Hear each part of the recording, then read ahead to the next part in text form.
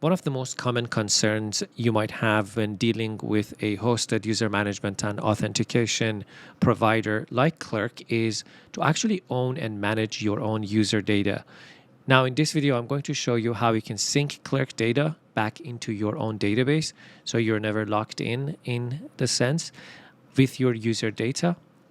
Now, if you haven't started using Clerk, I highly recommend giving it a try. It makes it so easy to implement authentication in Next.js that you would never want to go back to a custom implementation.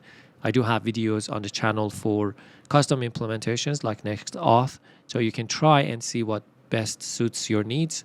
But if you want to learn how to set Clerk up in Next.js, I'm going to include a link in the description for a video I recently did on the Clerk Core 2.0, which is the newer version of Clerk, and I show how you can implement it in Next.js from the ground up. Now, in this video, I already assume that you have started using Clerk, and we want to now sync our Clerk data back into our database. From a high level, we're going to use webhooks inside Clerk to respond to any events. For example, users created, deleted, and updated. We're going to then create route handlers in our Next.js app to respond or to receive these webhooks or requests coming in, and then talk to our database and update users inside of our own database. So let's get started. So let's start by setting up a Next.js app that's using Clerk. Now, if you head to the link in the description to this Next Clerk repository, this is a public template that you could use to create a Next.js app that's already set up with TypeScript, ShatCN UI, Tailwind CSS, and Clerk as your authentication provider. If you're not comfortable with setting Clerk up, watch the video that I have on the channel, link in the description to learn how to set this up. But we're going to use this as the starting point of our application. You could use it to create a new repository and then clone down your own repo so that you can start working on your local machine. So let's just go through the project from a high level, and then we're going to jump into Clerk's documentation to see how we can add webhooks to our own dashboard or our own application in Clerk. Now, from a high level, again, we have the app structure, the layout, which includes the Clerk provider and also the theme provider. This comes with a light and dark theme. So let's start the dev server, pm dev, and have a look at our application. Let me just make this a bit bigger as well. So it's a pretty simple shell of an application with the header row, navigations, and a footer, a sign-in button for Clerk, and the themes, as I mentioned, using ShatCN UI. We do have protected routes on the server and protected routes on the client, and then a whoami, which is this API route. That's basically showing you how to use Clerk to protect routes or specific server components and client components and whatnot. It also comes in with sign-in, a custom sign-in and sign-up page. And that's pretty much where we're going to get started on our application. So let's head back to the documentation for Clerk. Here we have different quick start guides and tutorials depending on the framework that you're using. But today we're going to scroll down on the side panel to this section that's called integration to learn about webhooks. Now, webhooks are event-driven method of communication between applications. So instead of hitting an API very frequently to just pull data, you can just set up webhooks that respond to events happening in one application to then sync it with another. So it's more real time, but you have to keep in mind that they're still asynchronous operations and you can't really rely on them for synchronous flow inside of your application. For example, if you have an onboarding flow for your users, you can't really wait or rely on webhook delivery for taking the user through that onboarding flow. I have a video coming up on the channel where we would implement a custom onboarding flow for your specific application, for example, that once the user signs up, we then take over from Clerk and then walk them through an onboarding flow without using the webhooks. So stay tuned for that. But just have this in mind. At the end of the day, webhooks are asynchronous events. So they're not really real time in the sense, but they're really great for any asynchronous communication, such as syncing your data to your database, which we're going to use today. Now, Clerk is using Swix, as you can see down here, to send webhooks it automatically retries. If a webhook fails, depending on the response you're returning from your endpoint, we're going to see this in action. We're going to also use Swix to verify the signature of the webhook to make sure that this is actually coming in from our setup, from our Clerk account instead of from a bad actor. So we're going to walk through all of that together. Now, for webhooks and the events that you can trigger this request to be sent to your own application, let's go to our Clerk dashboard. On the side panel here, you can see the webhooks. I've already created one. We're going to walk through how to create one together. But on the tabs here, you can see this event catalog. This just shows you what events are supported. So email created or events for organizations. And if you scroll all the way down, you can see some user-specific events such as user created and user deleted and user updated. We're going to use this specific events today to sync our user data. But if you're using organizations, roles, permissions in your database, you can also listen to different events. Now, the payload structure, we're going to see this in action more when we are setting up our webhook, but from a high level, it contains a JSON object with three properties: data, object, and type. Data is the actual payload data. For example, if you're dealing with user-specific events, this data is going to be your user object. The object is going to always be the text or a string event, and the type is going to be the event type. For example, here we have a user-created event, so the payload has the data, has the object that says events, and the type, which is of user.created. So we can use this type inside of our endpoint to figure out how we want to respond or what action we want to take inside of our own database. As I mentioned, Clerk uses Swix under the hood, and this retries your webhook if they fail. You can also manually replay a specific webhook so that you can sync your data so that you don't have any downtime with your application. I'm going to show you this when we get back to our dashboard to see how we can attempt a specific event or message or webhook. Now down here we have this sync Clerk data to your application with webhook. This is a guide that we're going to walk through step by step to actually set this up inside of our own application. Now, to be able to receive the webhook data from Clerk, we're going to use ngrok, which is going to give you a public URL that we can set up inside of our Clerk and then tunnel that to our local host so we can still test our webhooks inside of our local development area. If you haven't used ngrok before, it's pretty easy. Just head to this links. You can set up an account, get an authentication token, download or install ngrok in your local machine, and add the authentication token to your account so it links the two together. And once you've done that, you can go and create a domain for yourself. So let me show you this one inside of my own dashboard. Now here it walks you through how to install or download ngrok to your local machine depending on the platform you're using.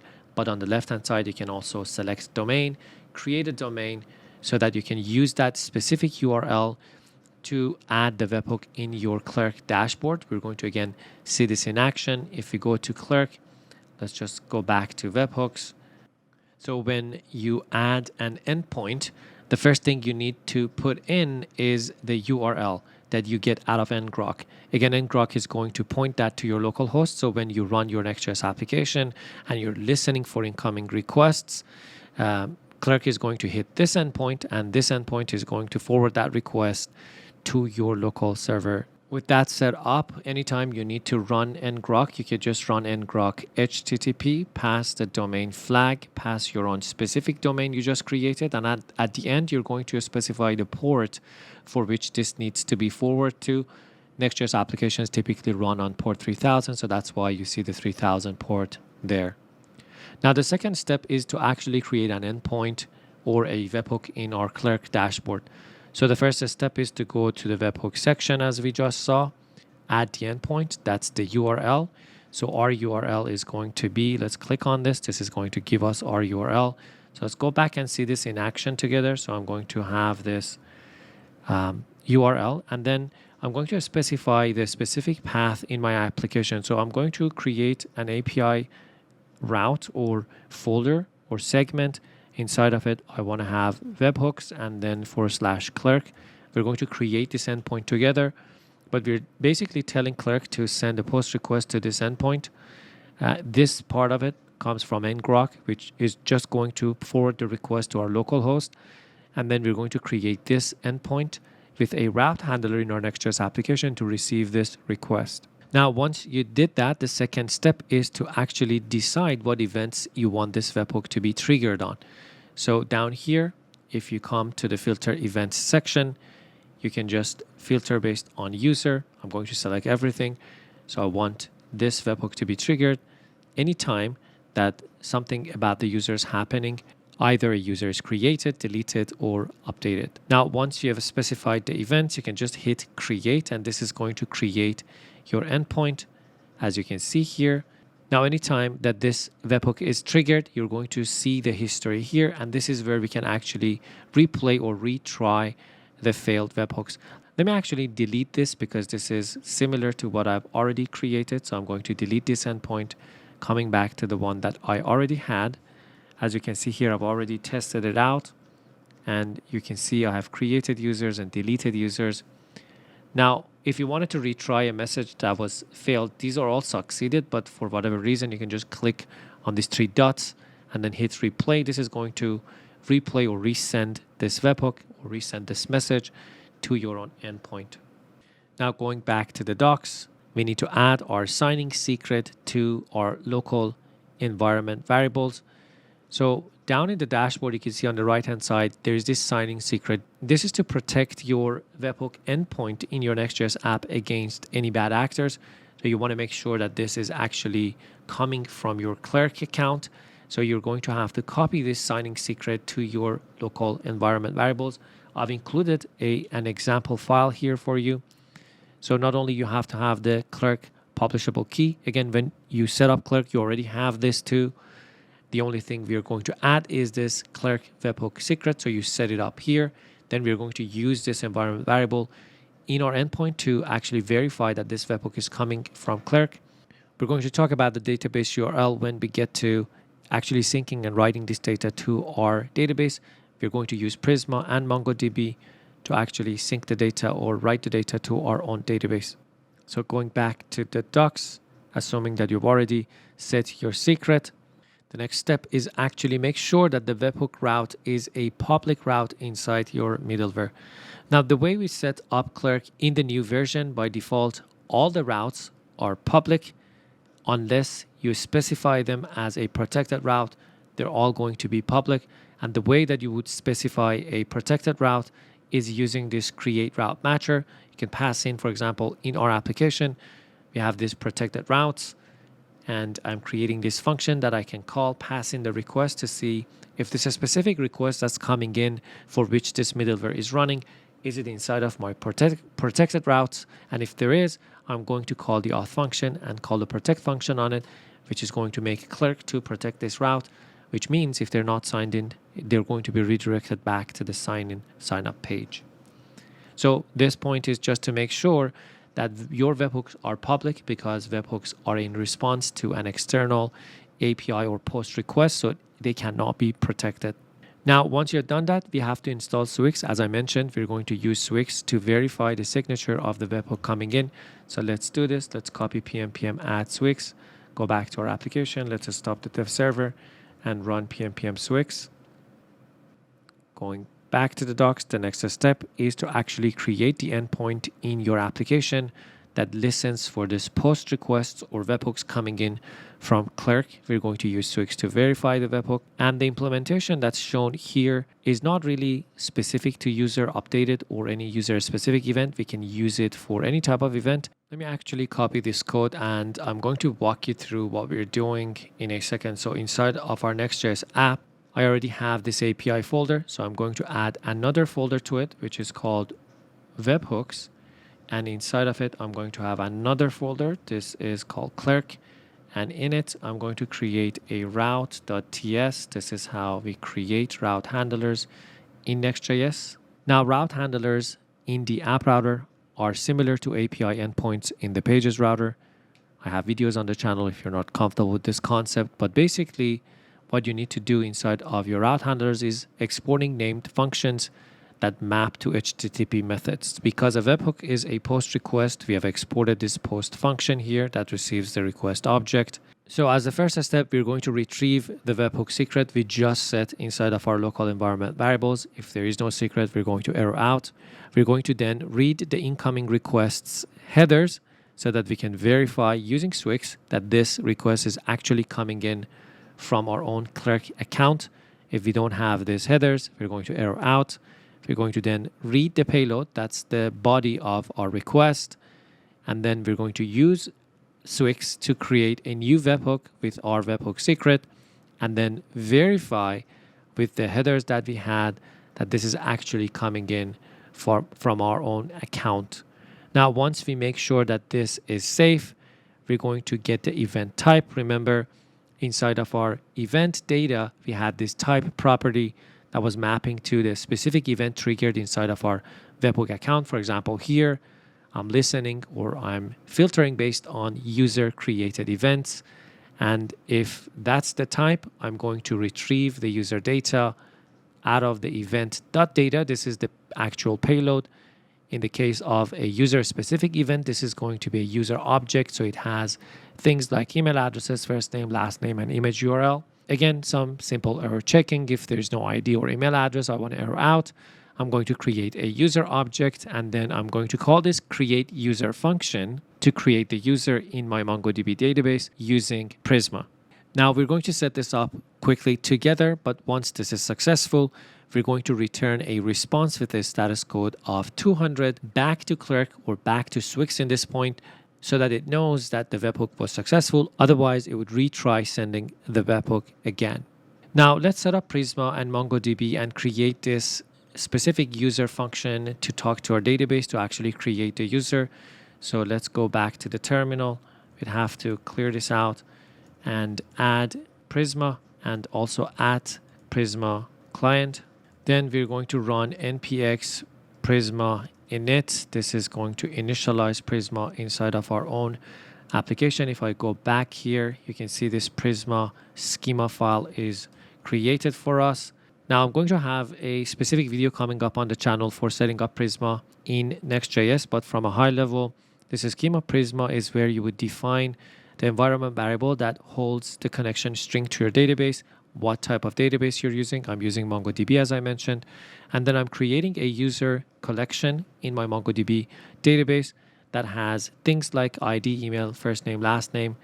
This is the schema of my users. We're going to use this schema to generate a specific Prisma client that's now type safe, that allows us to query our database or insert and update users inside of our database. Now, once you have changed or updated your schema, you have to run npx Prisma generate. This is going to create a specific type of or version of Prisma client mapping to your own specific schema. Now coming back here, let me actually create a Prisma file inside of our lib folder. This is the recommended way to create and share a Prisma client inside your Next.js app to prevent recreating this Prisma client. We're going to hold it inside of our global variable here, and if it already exists, we're going to use it. If not, we're going to then generate a new Prisma client. Now let me just use the TypeScript version from my workspace. This sometimes you have to do this to get rid of the errors.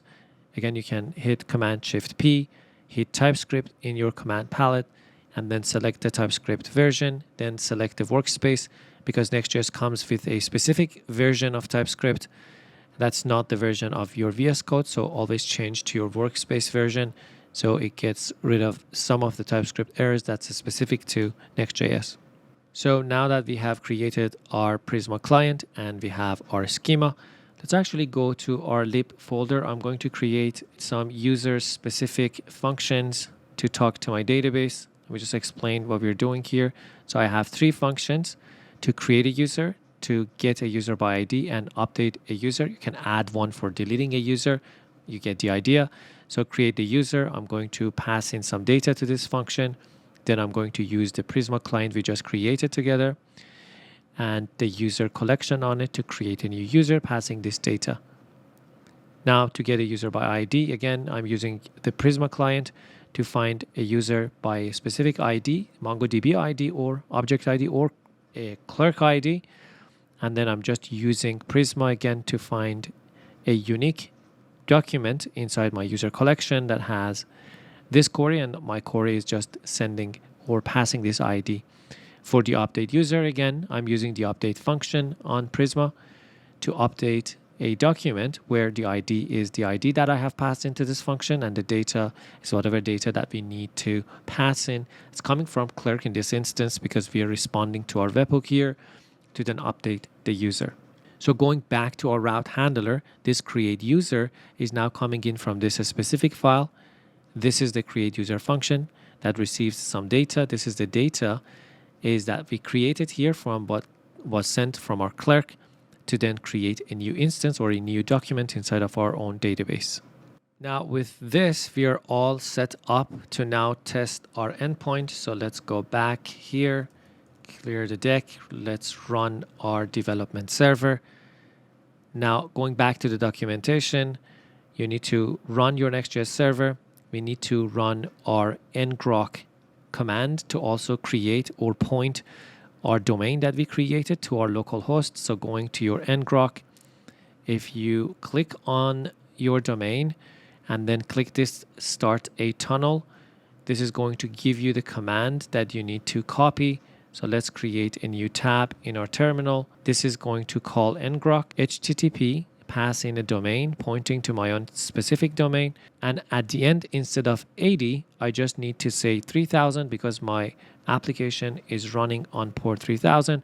Now this is going to point my ngrok domain to my local development server. Let's just test this out. Here we go. This is our Clerk starter application on this public domain that we can access. Now anyone can access on the internet live that points to your local development server. Going back to the Clerk dashboard, now we can test this out. Inside of your webhook endpoint that you just created, there's this tab for testing. So we had the overview and the message attempts before. Now, if you click on the testing, you can actually go ahead and test your endpoint. You can select the event type. Let's say we want to create a user. This is going to send the data. It is going to also show you the payload. Now, this is a bit small, so you can't really see. But if you make this a bit bigger, you can see the data payload as well. This just shows you what is coming to your endpoint. Now let's send this example. Let's go back to our own application. You can see inside of my terminal, I have a post request received to my API webhook endpoint. 200 OK was our response. Now to also test this in our database, if we go back, let me just open up my MongoDB Compass. I have this Clerk webhook database, and as you can see, there's this user collection, and inside of it, there's this example data that was set or sent to us using Clerk. So everything is working on our end. So we completed this test using the test function that comes inside of our webhook. But now that everything is running, we can actually go to our application and simulate a user creation to see if that user data is now synced to our database as well. So I'm going to go ahead and sign in. Here we go. We're signed in as this new user. And now if I go back in the terminal, I can see another webhook post request to our endpoint here.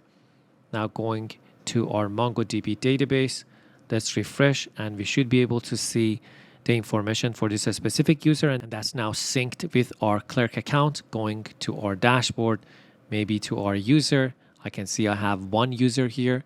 Remember, the first one was the test that we sent from the webhook. So from your endpoint, you can just click in here, go to the testing, and send test requests for whatever event you want. And the second test was actually creating a new user in our application that triggers the user created webhook. We received that inside of our NextJs app, processed it, and synced that data to our own database.